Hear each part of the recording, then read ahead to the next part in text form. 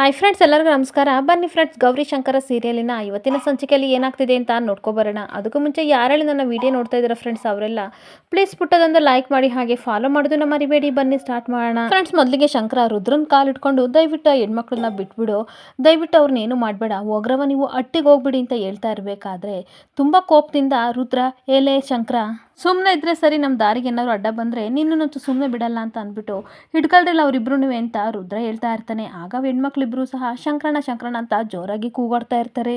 ಆಗ ಇಬ್ರು ಹೆಣ್ಮಕ್ಳು ಕಣ್ಣಾರ ಹಾಕೊಂಡು ಹೇಳ್ತಾ ಇರ್ತಾರೆ, ಅಣ್ಣ ಇದು ನೀವಲ್ಲ ಅಣ್ಣ, ಅನ್ಯಾಯ ಕಂಡ್ರೆ ಹುಟ್ಟು ಅಡಗಿಸಿರೋ ಧೀರ ನೀವು.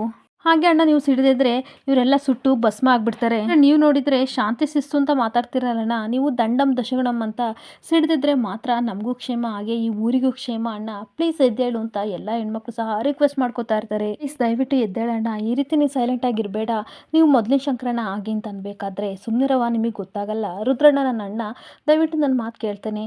ಲೋ ರುದ್ರಣ್ಣ, ದಯವಿಟ್ಟು ಹೆಣ್ಣು ಒಂದು ಮಣ್ಣು ನಾವು ಹುಡ್ಕೊಂಡು ಹೋಗ್ಬಾರ್ದು, ಅದೇ ತಾನಾಗಿ ಒಲ್ದು ಬರಬೇಕು, ದಯವಿಟ್ಟು ನನ್ನ ಮಾತು ಕೇಳು ಅಂತ ತುಂಬ ರಿಕ್ವೆಸ್ಟ್ ಮಾಡ್ಕೋತಾ ಇರ್ತಾನೆ. ಹಾಗೆ ನೀವಿಬ್ರು ಒಟ್ಟಿಗೆ ಹೋಗ್ರವ, ಯಾಕರೋ ಇಬ್ರು ನಿಂತಿದ್ದೀರಾ, ಹೋಗಿ ಹೋಗಿ ಅಂತ ಅನ್ಬೇಕಾದ್ರೆ ಇದಾಳ ನನ್ನ ಮಗನೇ ಅಂತ ಜಾಡ್ಸಿ ಶಂಕರನಿಗೆ ಗೊತ್ತ ತಕ್ಷಣ ಶಂಕರ ಬಿದ್ಬಿಡ್ತಾನೆ. ಶಂಕರಣ್ಣ ಅಂತ ಕೋಳಿ ಚುರುಮುರಿ ಎದ್ದು ನಿಲ್ಲಿಸ್ಬೇಕಾದ್ರೆ ನೀ ಯಾವ ಸಿಂಹ ದೊಣ್ಣೆ ನಾಯಕ ಅಂತ ನಿನ್ ಮಾತು ಕೇಳ್ಬೇಕಲ್ಲ ನಾನು ಅಂತ ರುದ್ರ ಬೈತಾ ಇರ್ತಾನೆ. ಹಾಗೆ ಈ ರುದ್ರನಿಗೆ ಚಂಪಾಕಲಿ ಹಾಗೆ ರಸಗುಲ್ಲ ಬೇಕು ಅಂದ್ರೆ ಬೇಕು, ಏನ್ ಕಣ್ಮಣಿಗಳ ಈ ಶಂಕರಣ್ಣ ಮಾತು ಕೇಳ್ಕೊಬಿಟ್ಟು ಈ ರುದ್ರ ಸುಮ್ಮನೆ ಬಿಡ್ತಾನೆ ನಿಮ್ಮನ್ನ ಅಂತ ನೀವ್ ಅನ್ಕೊಂಡಿದ್ದೀರಾ ಅಂತ ನಗಾಡ್ತಾ ಇರ್ತಾನೆ. ಹಾಗೆ ನನಗೇನು ಬೇಕೋ ಅದನ್ನು ಪಡ್ಕೋತೀನಿ, ಖಂಡಿತ ನಾನು ಸುಮ್ಮನೆ ಬಿಡಲ್ಲ ನಿಮ್ಮನ್ನ ಅಂತ ನಗಾಡ್ತಿರ್ಬೇಕಾದ್ರೆ ಶಂಕರನಿಗೆ ತುಂಬ ಕೋಪ ಬರ್ತಾ ಇರುತ್ತೆ. ಹಾಗೆ ಇನ್ನೊಂದು ಕಡೆ ರುದ್ರ ನಗಾಡ್ಕೊಂಡು ನಾನು ಬಂದ್ಬಿಟ್ಟೆ ಅಂತ ಕಬಡ್ಡಿ ಕಬಡ್ಡಿ ಕಬಡ್ಡಿ ಅಂತ ಹೆಣ್ಮಕ್ಳ ಹತ್ರ ಹೋಗ್ತಿರ್ಬೇಕಾದ್ರೆ ಅವರಿಬ್ರು ಅಣ್ಣ ಪ್ಲೇಸ್ ನಮ್ಮನ್ನ ಬಿಟ್ಬಿಡು ಅಂತ ತುಂಬ ರಿಕ್ವೆಸ್ಟ್ ಮಾಡ್ತಾ ಇರ್ತಾರೆ. ಆಗ ಚುರುಮುರಿ ಹೇಳ್ತಾ ಇರ್ತಾನೆ, ಶಂಕರಣ್ಣ ಈ ರೀತಿ ಸೈಲೆಂಟ್ ಆಗಿದ್ರೆ ಏನು ಮಾಡೋಕ್ಕಾಗಲ್ಲ, ನೀನು ಸಿಡ್ಲು ಥರ ಸಿಡಿದ್ಬಿಡು, ಹಾಗಿದ್ರೆ ಮಾತ್ರ ಇಂಥ ನನ್ನ ಮಕ್ಕಳನ್ನ ಇದು ಮಾಡೋಕ್ಕಾಗೋದು, ದಯವಿಟ್ಟು ಹೋಗೋಣ ಅಂತ ಅವನು ಸಹ ತುಂಬ ಅಂದರೆ ತುಂಬ ರಿಕ್ವೆಸ್ಟ್ ಮಾಡ್ಕೋತಾ ಇರ್ತಾನೆ. ಹಾಗೆ ಒಂದು ಕಡೆ ರುದ್ರ ಕಬಡ್ಡಿ ಕಬಡ್ಡಿ ಅಂತ ಹೋಗ್ಬಿಟ್ಟು ಆ ಹೆಣ್ಮಕ್ಳನ್ನ ವೇಲೆಲ್ಲ ತೆಗಿತಾ ಇರಬೇಕಾದ್ರೆ ಶಂಕರಣ್ಣ ಪ್ಲೀಸ್ ಕಾಪಾಡು ಅಂತ ಅವರು ಕೂಗೋತಾ ಇರ್ತಾರೆ. ಆಗ ಶಂಕರ ಮಾತನ್ನ ನೆನಪಿಸ್ಕೋತಾ ಇರ್ತಾನೆ. ಅವ್ರ ಅಮ್ಮಂದಿರಿಗೆ ಮಾತು ಕೊಟ್ಟು ಬಂದಿರ್ತಾನೆ, ಏನೇ ಆಗಲಿ ನನ್ನ ಪ್ರಾಣ ಹೋದ್ರೂ ಪರವಾಗಿಲ್ಲ, ಒತ್ತೆ ಇಟ್ಟು ನಿಮ್ಮ ಮಕ್ಕಳನ್ನ ಮನೆಗೆ ಕರ್ಕೊಬರ್ತೀನಿ ಅಂತ ಹೇಳಿದ ಮಾತೆಲ್ಲ ನೆನಪಿಸ್ಕೊಂಡು ಹಾಗೆ ಸೈಲೆಂಟಾಗಿ ನಿಂತಿರ್ಬೇಕಾದ್ರೆ ಇದ್ದಕ್ಕಿದ್ದಾಗೆ ಭೈರದೇವಿ ಶಾಲ್ ಬಂದು ಅವ್ನ ಮುಖದ ಮೇಲೆ ಬಿದ್ದುಬಿಡುತ್ತೆ. ಆ ಶಾಲ್ನ ನೋಡಿ ಅವನಿಗೆ ತುಂಬ ಆಶ್ಚರ್ಯ ಆಗ್ತಿರುತ್ತೆ.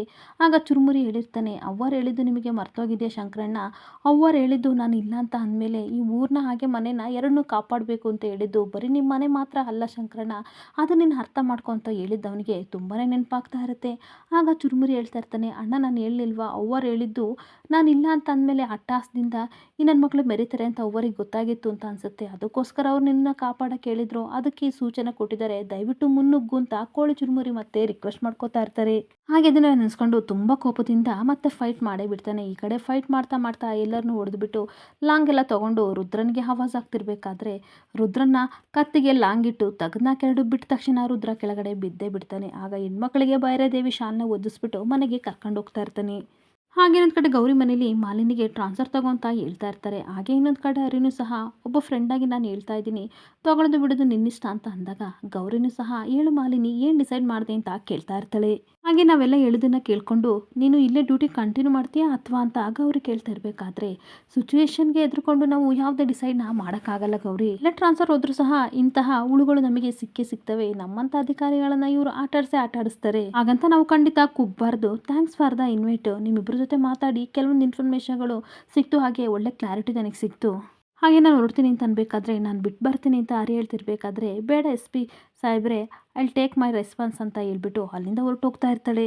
ಹಾಗೆ ಮಾಲಿನಿ ಹೋದ ತಕ್ಷಣ ಗೌರಿ ಕೇಳ್ತಾ ಇರ್ತಾಳೆ, ಹರಿ ನಿಜವಾಗ್ಲೂ ಮಾಲಿನಿ ಬದಲಾಗ್ತಿದ್ದಾಳ ಅಂತ ಅನ್ಬೇಕಾದ್ರೆ ಅದೇನೋ ಗೊತ್ತಿಲ್ಲ, ಇವ್ರ ಜೊತೆ ಸಂಸಾರ ಮಾಡಿದ್ದೀನಿ, ತುಂಬ ವರ್ಷದಿಂದಲೂ ಇದ್ದೀನಿ, ಅದೇನೋ ದೊಡ್ಡವ್ರು ಹೇಳ್ತಾರಲ್ಲ ಹೆಣ್ಣಿನ ಹೆಜ್ಜೆನ ಕಂಡಿಡಿಯೋಕ್ಕಾಗಲ್ವಂತೆ, ಒಂದು ವೇಳೆ ಮೀನಿನ ಹೆಜ್ಜೆ ಕಂಡಿಡಿದ್ರು ಹೆಣ್ಣಿನ ಹೆಜ್ಜೆ ಕಂಡಿಡಿಯೋಕ್ಕಾಗಲ್ವಂತಲ್ಲ, ಆ ರೀತಿ ಕೆಟಗರಿ ಇವಳನ್ನ ನಾನು ಅರ್ಥನೇ ಮಾಡ್ಕೊಳಕ್ಕಾಗಲ್ಲ, ಅರ್ಥ ಮಾಡ್ಕೊಳ್ಳೋದ್ರಲ್ಲಿ ನಾನು ಸೋತೋಗಿದ್ದೀನಿ ಗೌರಿ ಅಂತ ಹೇಳ್ತಾ ಇರ್ತಾನೆ.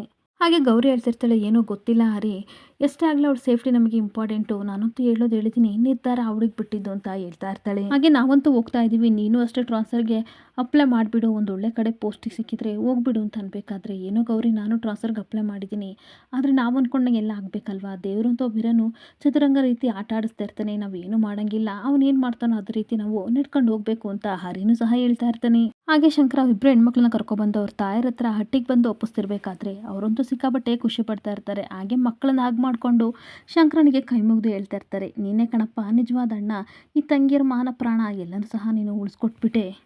ಹಾಗೆ ನಿನ್ನ ಋಣನ ಯಾವ ರೀತಿ ತೀರಿಸ್ಬೇಕು ಅಂತ ನಮಗಂತೂ ಗೊತ್ತಾಗ್ತಿಲ್ಲ ಕಣಪ್ಪ. ಜೀವನ ಪೂರ್ತಿ ನಿನ್ನ ಹೆಸರು ಹೇಳ್ಕೊಂಡೆ ಮನೇಲಿ ದೀಪ ಹಚ್ಚುತ್ತೀವಿ ಅಂತ ಕಣ್ಣೀರು ಹಾಕೊಂಡು ಆ ತಾಯಂದಿರು ಹೇಳ್ತಾ ಇರ್ತಾರೆ. ಆಗ ಶಂಕರ, ಏನವ್ವ ನೀವು ಕೈಯೆಲ್ಲ ಮುಗಿತಿದ್ದೀರಲ್ಲ, ಯಾಕೆ ಈ ರೀತಿ ಮಾಡ್ತಾ ಇದ್ದೀರಾ, ನಾನು ಕಾಪಾಡಿದ್ದು ನನ್ನ ತಂಗಿದ್ರನಲ್ವಾ ಅಂತ ಶಂಕರ ಹೇಳ್ತಿರ್ಬೇಕಾದ್ರೆ, ಹೂವಪ್ಪ ನೀನು ನಮ್ಮನ್ನೆಲ್ಲ ಕಾಪಾಡಿಬಿಟ್ಟೆ, ಹಾಗೆ ನಿನ್ನಂಥ ಮಗ ನಮಗಿಲ್ಲ ಅಂತ ಬೇಜಾರು, ಆದರೆ ಈ ಊರಿಗೆ ಒಳ್ಳೆ ಮಗ ಇದ್ದೀನಲ್ಲ ಅಂತ ತುಂಬ ಖುಷಿ ಆಗ್ತಿದೆ ಅಂತ ಹೆಂಗಸರು ಕಣ್ಣೀರಾಗ್ತಾ ಇರ್ತಾರೆ. ಹಾಗೆ ಮಗ ನಮ್ಮನೆ ಹೆಣ್ಮಕ್ಳನ್ನ ನಮ್ಮನೆಗೆ ತಂದು ಒಪ್ಪಿಸಿ ಕಾಪಾಡಿಬಿಟ್ಟೆ, ನಿನ್ನನ್ನು ದೇವರಾಗಿ ನಾವು ಪೂಜೆ ಮಾಡ್ತೀವಿ ಅಂತ ಅಂದಾಗ ಆ ಹೆಣ್ಮಕ್ಳು ಸಹ ಹೇಳ್ತಾ ಇರ್ತಾರೆ, ಅಣ್ಣ ನಮ್ಮನ್ನೇನೋ ಕಾಪಾಡಿದ್ರಿ, ಆದರೆ ನಮ್ಮ ಥರನೇ ಎಷ್ಟು ಜನ ಹೆಣ್ಮಕ್ಳು ಅವ್ರ ಕೈ ಸಿಗಾಕೊಂಡು ನರಳಾಡ್ತಿದ್ರೆ ಅಣ್ಣ ಅಂತ ಅಂದಾಗ ಶಂಕರನು ತುಂಬ ಬೇಜಾರಾಗ್ತಾ ಇರುತ್ತೆ. ಅಣ್ಣ ನಮ್ಮನ್ನು ಕಾಪಾಡ್ದಂಗೆ ಅವರನ್ನು ದಯವಿಟ್ಟು ಕಾಪಾಡೋಣ ಅಂತ ಅನ್ಬೇಕಾದ್ರೆ ಅಣ್ಣ ಕೇಳಿಸ್ಕೊಂಡ ಆ ಹೆಣ್ಮಕ್ಳು ಏನಂತ ಹೇಳ್ತಾ ಇದ್ದಾರೆ, ಇವ್ರಿಗೆಲ್ಲ ನೀನೇ ದಿಕ್ಕು ಅಣ್ಣ ಅಂತ ಕೋಳಿ ಚುರುಮುರಿ ಹೇಳ್ತಾ ಇರಬೇಕಾದ್ರೆ ಆ ತಾಯಂದಿರು ಮತ್ತೆ ಹೇಳ್ತಾ ಇರ್ತಾರೆ, ಶಂಕರ ನಮ್ಮ ಮನೆ ಮಗ ಇದ್ದಂಗೆ, ಈ ಊರಿಗೂ ಮನೆ ಮಗ ಇದ್ದಂಗೆ, ಅವರೆಲ್ಲೂ ಹೋಗಲ್ಲ, ಖಂಡಿತ ಎಲ್ಲರನ್ನೂ ಕಾಪಾಡ್ತಾರೆ ಅಂತ ತಾಯಿ ಹೇಳ್ತಾ, ಮತ್ತೆ ನಿನ್ಗೇನಾದ್ರು ಕೊಡ್ಬೇಕಣಪ್ಪ, ನಮ್ಮನೆ ಮಕ್ಕಳನ್ನ ಕಾಪಾಡಿದೀಯಾ, ನಿನಗೆ ಕೊಡೋಕೆ ನನ್ನ ಹತ್ರ ಏನೂ ಇಲ್ಲ, ಆದರೂ ಏನಾದ್ರು ಕೊಡಬೇಕು ಅಂತ ನನಗೆ ಅನಿಸ್ತಿದೆ. ನಮ್ಮ ತಾತ ಒಬ್ಬರು ಸ್ವತಂತ್ರ ಹೋರಾಟಗಾರರು, ಅವರು ಬಳಸ್ತಿದ್ದ ಒಂದು ಗನ್ ಇದೆ, ಅದನ್ನು ನಾನು ತಂದು ನಿನಗೆ ಕೊಡ್ತೀನಿ ಅಂತ ಗನ್ನ ತಗೊಬರ್ತಾ ಇರ್ತಾಳೆ. ಗನ್ನ ತಗೊಬಂದ್ಬಿಟ್ಟು, ದಯವಿಟ್ಟು ತಗೊಳಪ್ಪ, ನಮ್ಮ ಹೆಣ್ಮಕ್ಳನ್ನ ಕಾಪಾಡ್ದಂಗೆ ಈ ಊರಿನ ಎಲ್ಲ ಹೆಣ್ಮಕ್ಳನ್ನು ಕಾಪಾಡು, ಅಣ್ಣ ಸ್ಥಾನದಲ್ಲಿ ನಿಂತು ಎಲ್ಲರನ್ನೂ ಕಾಪಾಡು, ತಗೊಳಪ್ಪ ಈ ಗನ್ನ ಅಂತ ಆ ಹೆಂಗಸು ಕೊಡ್ತಾ ಇರ್ತಾರೆ. ಹಾಗೆ ಮತ್ತೆ ಆ ಹೆಣ್ಮಕ್ಳು ಹೇಳ್ತಾ ಇರ್ತಾರೆ, ನಿನ್ನಂಥ ಅಣ್ಣನ ಪಡೆಯೋದಕ್ಕೆ ನಾವು ತುಂಬ ಪುಣ್ಯವಂತರು, ರಕ್ತ ಹಂಚ್ಕೊಂಡು ಹುಡ್ತಿದ್ರು ಸಹ ಅದಕ್ಕೆ ಮೀರಿದಂಥ ಸಂಬಂಧ ನಮಗೂ ನಿಮಗೂ ಇದೆ ಅಣ್ಣ ಅಂತ ಅಂದಾಗ ಈ ಕಡೆ ಶಂಕರನಿಗೆ ತುಂಬ ಶಾಕ್ ಆಗ್ತಾ ಇರುತ್ತೆ. ಹಾಗೆ 7 ಜನ್ಮಕ್ಕೂ ನಿನ್ನಂಥ ಅಣ್ಣನೇ ಬೇಕು, ನಿನ್ನಂಥ ಅಣ್ಣ ಒಬ್ಬ ಇದ್ರೆ ಸಾಕು, ಎಲ್ಲರ ಮನೇಲೂ ಹೆಣ್ಮಕ್ಳು ತುಂಬ ನೆಮ್ಮದಿಯಾಗಿ ಮಲ್ಕೋತಾರಣ್ಣ ಅಂತ ಅಂದ್ಬಿಟ್ಟು ಕೈ ಮುಗಿದು ನಾವಿನ್ನ ಬರ್ತೇವಪ್ಪ, ಮನೆಗೆ ಹೋಗ್ತೀವಿ ಅಂತ ಆ ಹೆಂಗಸ್ರು ಹಾಗೆ ಮಕ್ಕಳು ಹೋಗ್ತಾ ಇರ್ತಾರೆ.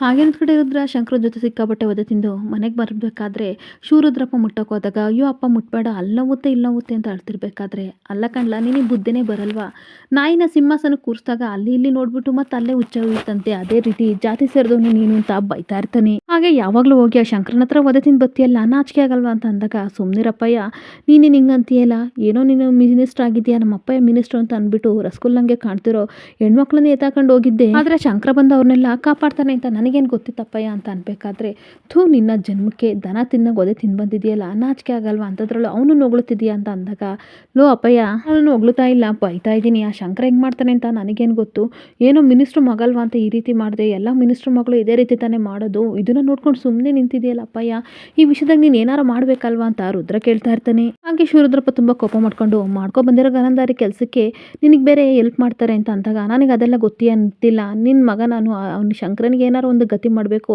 ಅವನನ್ನ ಏರೋಪ್ಲೇನ್ ಹತ್ತಿಸ್ಲೇಬೇಕು ಅಂತ ರುದ್ರ ಕೇಳ್ಕೊತಾ ಇರ್ತಾನೆ. ನಿನಗೇನು ಗೊತ್ತಾಗಲ್ಲ ಬಿಡ್ಲಾ, ಇದರಿಂದ ಅವನಿಗೇನು ಹಾಕಲ್ಲ, ಅದು ಅಷ್ಟು ಸುಲಭನೂ ಅಲ್ಲ, ಈ ವಿಷಯ ಏನಾದರೂ ನ್ಯೂಸರಿಗೆ ಗೊತ್ತಾದರೆ ಹೋಮ್ ಮಿನಿಸ್ಟ್ರ್ ಮಗ ಹೆಣ್ಮಕ್ಳು ನೋಡಿದರೆ ಜಲ್ ಸುರಿಸ್ಕೊಂಡು ಹೋಗ್ತಾನೆ ಅಂತ ನ್ಯೂಸಲ್ಲಿ ಹಾಕಿ ರುಬ್ಬಿ ನನ್ನೊಂದು ಗತಿ ಮಾಡ್ತಾರೆ, ನಿನಗೆ ಅದು ಗೊತ್ತಾ ಅಂತ ಬೈತಾ ಇರ್ತಾನೆ.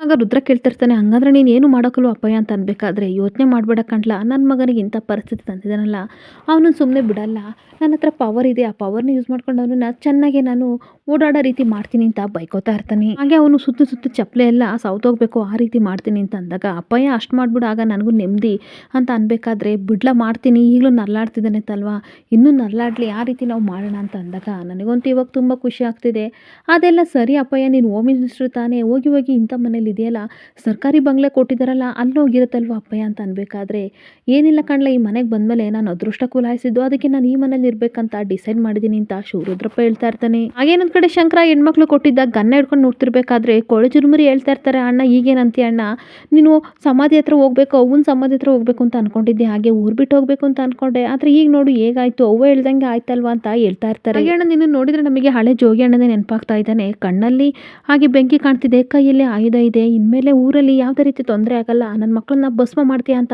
ನಮಗೆ ಅನಿಸ್ತಿದೆ ಅಂತ ಕೋಳಿ ಚುರುಮುರಿ ಹೇಳ್ತಾ ಇರ್ತಾರೆ. ಹಾಗೆ ನೀನು ಇವಾಗ ಏನು ಡಿಸೈಡ್ ಮಾಡಿದೆ ಹೇಳಣ್ಣ ಅಂತ ಅಂದಾಗ, ಗನ್ನ ನೋಡ್ಕೊಂಡು ಶಂಕರ ಯೋಚನೆ ಮಾಡ್ತಾ ಇರ್ತಾನೆ. ಆ ಹೆಣ್ಮಕ್ಳು ಹೇಳ್ತಾ ಇರ್ತಾರೆ, ನಮ್ಮನ್ನು ಕಾಪಾಡ್ದಂಗೆ ಇಲ್ಲಿರೋ ಹೆಣ್ಮಕ್ಳನ್ನ ಕಾಪಾಡಿ ಅಣ್ಣ, ಅವರಿಗೆ ನೀವು ಅಣ್ಣ ಅಂತ ಅಂದಿದ್ದು ನೆನಪಾಗ್ತಿರುತ್ತೆ. ಹಾಗೆ ತಾಯಿ ಪಾರ್ವತಿ ಸಹ ನಾವು ಶಿಕ್ಷೆ ಕಟ್ತೀವಿ ಅಂತ ಇನ್ನೊಬ್ರಿಗೆ ಹೋಗಿ ನಾವೇ ಶಿಕ್ಷೆ ಅನುಭವಿಸೋದು ಹೇಗಿರುತ್ತೆ ಹೇಳು ಅಂತ ಅವಳು ಹೇಳಿದ ಮಾತೆಲ್ಲನೂ ನೆನ್ಪು ಮಾಡ್ಕೋತಾ ಇರ್ತಾನೆ. ನೀನು ನಂಬ್ಕೊಂಡು ನೀನು ಹೆಂಡತಿ ಮಕ್ಕಳು ನಾವು ಎಲ್ಲ ಇದೀವಿ ಕಣೋ ಶಂಕರ ಅಂತ ಪಾರ್ವತಿ ಹೇಳಿದ ಮಾತು ನೆನ್ಪು ಮಾಡಿಕೊಂಡು ಈ ಗನ್ನ ತಗೊಂಡು ಯಾರಿಗೂ ಕಾಣ್ದಂಗೆ ನಮ್ಮ ಆಟದ ಮೇಲೆ ಇಟ್ಬಿಡ್ರಲ್ಲ ಅಂತ ಅಂದಾಗ ಅವರಿಬ್ರಿಗೂ ತುಂಬ ಬೇಜಾರಾಗ್ತಾ ಇರುತ್ತೆ. ನಾನು ಇನ್ಮೇಲೆ ಯಾವ ಸುದ್ದಿಗೂ ಹೋಗಲ್ಲ, ಯಾರ ವಿಷಯಕ್ಕೂ ಹೋಗಲ್ಲ, ಆದರೆ ಇನ್ನು ಮುಂದೆ ಈ ಊರು ಬಿಟ್ಟು ಹೋಗ್ಬಾರ್ದು ಅನ್ನೋ ನಿರ್ಧಾರಕ್ಕೆ ನಾನು ಬಂದಿದ್ದೀನಿ ಅಂತ ಹೇಳಿದಾಗ ಕೋಳಿ ಚುರುಮರಿಗಿಬ್ಬರಿಗೂ ತುಂಬ ಖುಷಿ ಆಗ್ತಾ ಇರುತ್ತೆ. ಇವಾಗ ಕೋಳಿ ಹೇಳ್ತಾ ಇರ್ತಾನೆ, ಅಣ್ಣ ಇವಾಗ ಮಾಡಿದ್ದೇನು ಅಂತ ಅಂದಾಗ ಅನಿವಾರ್ಯ, ನನ್ನಿಂದ ನೋಡೋಕ್ಕಾಗಲಿಲ್ಲ, ಅದಕ್ಕೆ ಕೆಲಸ ಮಾಡಿದೆ. ಆದರೆ ನನ್ನ ಅಮ್ಮಿಯವ್ರಿಗೂ ಪಾರ್ವತಿ ಅವ್ವನಿಗೂ ನಾನು ಗಲಾಟೆ ಮಾಡಬಾರ್ದು, ಅದು ಬೇಕಾಗಿದ್ದು, ಅದನ್ನು ನಾನು ಮಾಡಲಿಲ್ಲ ಅಂತ ಅಂದರೆ ನಾನು ಈ ಊರಲ್ಲೇ ಇರ್ಬೋದು, ನಾನು ಯಾರ ಸಮಾಸಕ್ಕೂ ಹೋಗಲ್ಲ ಕಂಡ್ರಿಲ್ಲ ಅಂತ ಅಂದಾಗ ಏನಣ್ಣ ಈ ರೀತಿ ಮಾತಾಡ್ತಿದ್ಯಾ, ಹಾವು ಸಾಯಬಾರ್ದು ಕೋಲು ಮುರಿಬಾರ್ದು ಅನ್ನೋ ರೀತಿ ಮಾತಾಡ್ತಿದ್ಯಲ್ಲ, ಊರು ಅಂತ ಅಂದಮೇಲೆ ಇಂಥದ್ದೆಲ್ಲ ಇದ್ದೇ ಇರುತ್ತಣ್ಣ, ಅವಾಗ ಏನು ಮಾಡ್ತೀಯಾ ಅಂತ ಅಂದಾಗ ದೇವರು ಅಂತ ಮೇಲೊಬ್ಬ ಇದ್ದಾನಲ್ವ, ಅವನು ಖಂಡಿತ ಇವರಿಗೆಲ್ಲ ಶಿಕ್ಷೆ ಕೊಟ್ಟೆ ಕೊಡ್ತಾನೆ, ಅಲ್ಲಿವರೆಗೂ ನಾವು ಕಾಯಬೇಕು. ಆದರೆ ನನ್ನ ಅಮ್ಮಿಯವರು ನಮ್ಮ ಮನೇಲಿ 3 ಹೆಣ ಬಿದ್ದಿದೆ, ಅಲ್ಲಿಂದ ಇವರು ಹೊರಗಡೆನೇ ಬಂದಿಲ್ಲ ಅಂದಮೇಲೆ ನಾನು ಇಂಥ ಕೆಲಸ ಮಾಡೋಕ್ಕೆ ಹೋಗಲ್ಲ, ದಯವಿಟ್ಟು ಇಲ್ಲಿ ನಡೆದಿರೋ ಘಟನೆಯನ್ನು ಯಾರಿಗೂ ಸಹ ಹೇಳ್ಬೇಡಿ ಅಂತ ರಿಕ್ವೆಸ್ಟ್ ಮಾಡ್ತಿರ್ಬೇಕಾದ್ರೆ ಊರೇ ಹತ್ಕೊಂಡು ಬೆಂಕಿ ಥರ ಹರಿದು ಹೋಗುತ್ತೆ ಅಂತ ನಾವು ಅಂದ್ಕೊಂಡ್ರೆ ನೀನೇನಣ್ಣ ಇಷ್ಟು ಸೈಲೆಂಟ್ ಆಗಿಬಿಟ್ಟಿದ್ಯಾ ಅಂತ ಕೇಳ್ತಾ ಇರ್ತಾರೆ. ಆಗ ಶಂಕರ ಹೇಳ್ತಾ ಇರ್ತಾನೆ, ಅದಕ್ಕೆ ಕಂಡ್ರಿಲ್ಲ ನಾನು ಊರು ಬಿಟ್ಟು ಹೋಗಲ್ಲ ಅಂತ ಹೇಳ್ತಿರೋದು, ನಾನು ಇವತ್ತು ಅವನಿಗೆ ಕೊಟ್ಟಿರೋ ಪೆಟ್ಟಿಂದ ಸ್ವಲ್ಪ ದಿನ ಅವನು ಸುಮ್ಮನೆ ಇರ್ತಾನೆ, ಇಂಥ ಅನ್ಯಾಯ ಕೆಲಸಗಳನ್ನೆಲ್ಲ ಮಾಡಲ್ಲ. ಶಂಕರ ಇದನ್ನೆಲ್ಲ ನಾ ಬೈಕ್ಗೋಸ್ಕರನಾದ್ರೂ ಅವನು ಇಂಥ ಕೆಲಸ ಮಾಡೋದನ್ನ ಸ್ವಲ್ಪ ದಿನ ಆದ್ರೂ ನಿಲ್ಲಿಸ್ತಾನೆ ಅಂತ ಹೇಳ್ತಾ ಇರ್ತಾನೆ. ದೇವ್ರು ಅಂತ ಒಬ್ಬ ಮೇಲಿದ್ದಾನಲ್ವಾ, ಅವ್ನು ಖಂಡಿತ ಎಲ್ಲರನ್ನೂ ಕಾಪಾಡ್ತಾನೆ, ಆ ನಂಬಿಕೆ ನನಗಿದೆ, ಬರ್ರಿಲ್ಲ ಹೋಗೋಣ ಅಂತ ಅಂದಾಗ ಸರಿ ಅಣ್ಣ ನೀನೇನು ಡಿಸಿಷನ್ ತಗೋತೀಯ ಅದೇ ಅಂತ ಹೋಗ್ತಿರ್ಬೇಕಾದ್ರೆ ನಮ್ಮ ಗುಂಡ ಕಾಣೆಯಾಗಿ 2 ದಿನ ಆಯ್ತು, ಅವ್ನು ಎಲ್ಲಿದ್ದೇನೆ ನಾ ಸುಳಿವು ಸಿಕ್ಕಿಲ್ಲ, ಮುಂದೆ ಕಾಡಿದೆಯಲ್ಲ ಅಲ್ಲೊಂದು ಸ್ವಲ್ಪ ನೋಡ್ಕೊ ಬರೋಣ, ಅವ್ನು ಸಿಗೋವರೆಗೂ ನಾವು ಪ್ರಯತ್ನ ಬಿಡಬಾರ್ದು ಅಂತ ಶಂಕರ ಕರ್ಕೊಂಡು ಹೋಗ್ತಾ ಇರ್ತಾನೆ.